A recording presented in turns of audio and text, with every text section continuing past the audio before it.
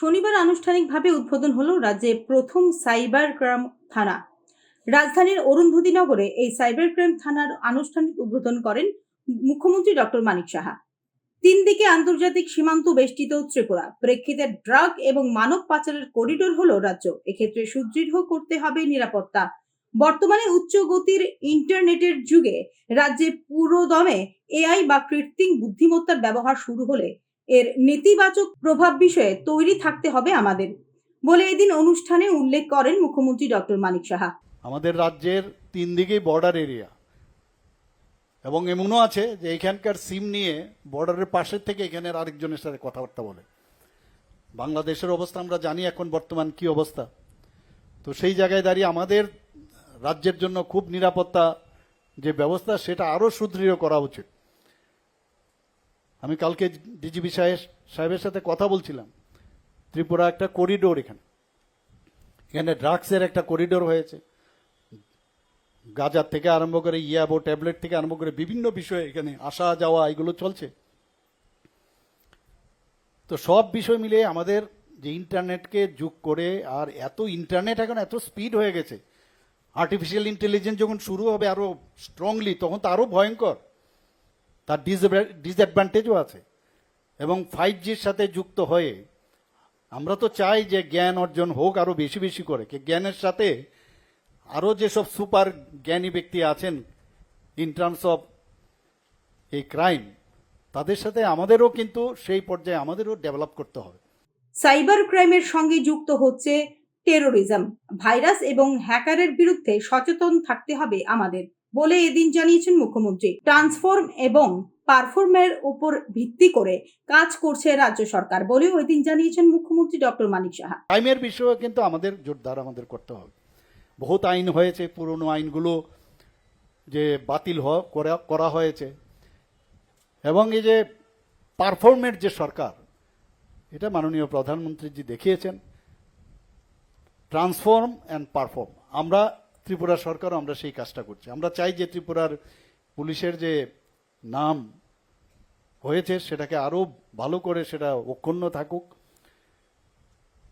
এবং সাইবার ক্রাইমের আমরা দেখেছি এখানে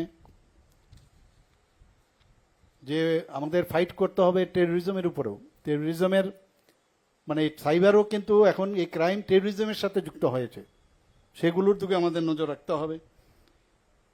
এবং এই যে ম্যালাসিয়াস যে অ্যাক্টিভিটি থ্রু ইন্টারনেট, সেটাকে আমার মনে হয় আজকের এই যে পুলিশিং ব্যবস্থা এখানে হলো, তার দিয়ে সেই দিক থেকেও আমাদের এই যে তারা যে অ্যাক্সেস নেয়, তারা যে গেইন করে সেটাকে যাওয়ার, সেটাকেও কিন্তু আমরা অনেকটা বন্ধ করতে পারবো। এবং এডুকেট প্রিভেন্টিভ মেজার এর দ্বারা সম্ভব হবে। আমি আশা করি যে এই ধরনের যে ব্যবস্থা আর ভাইরাস এবং যে হ্যাকার্স, তাদের বিরুদ্ধে আমাদের সচেতন থাকতে হবে। রাজ্য সরকারের দেওয়া সর্বশেষ তথ্য অনুসারে গত 3 বছরে সাইবার অপরাধ সম্পর্কিত মোট 123টি মামলা লিপিবদ্ধ করা হয়েছে রাজ্যের বিভিন্ন থানা এলাকায়। এক্ষেত্রে গ্রেপ্তার করা হয়েছে 74 জনকে। মোট 123টি মামলার মধ্যে 9টি মামলা স্বতঃপ্রণোদিতভাবে দায়ের করেছে পুলিশ। স্বরাষ্ট্র বিভাগ রাজ্য পুলিশের অপরাধ শাখার অধীনে একটি সাইবার অপরাধ ইউনিট গঠন করে 2018 সালের 12 নভেম্বর। পরবর্তীতে সাইবার অপরাধ সম্পর্কিত বিষয়গুলি পরিচালনা করার জন্য জেলা পর্যায়ে গঠন করা হয় সাইবার অপরাধ সেল। বিভিন্ন থানায় নিবন্ধিত সমস্ত গুরুত্বপূর্ণ সাইবার অপরাধ সম্পর্কিত অভিযোগগুলির তদন্তের জন্য পুলিশ মহানির্দেশকের অনুমোদন ক্রমে পাঠানো হয় সাইবার অপরাধ ইউনিটে। সাইবার অপরাধ সম্পর্কিত মামলাগুলি পরিচালনা এবং তদন্ত করার জন্য মোট 151 জন প্রশিক্ষিত আধিকারিক এবং 113 জন পুলিশ কর্মকর্তাকে নিয়োজিত করেছে রাজ্য সরকার।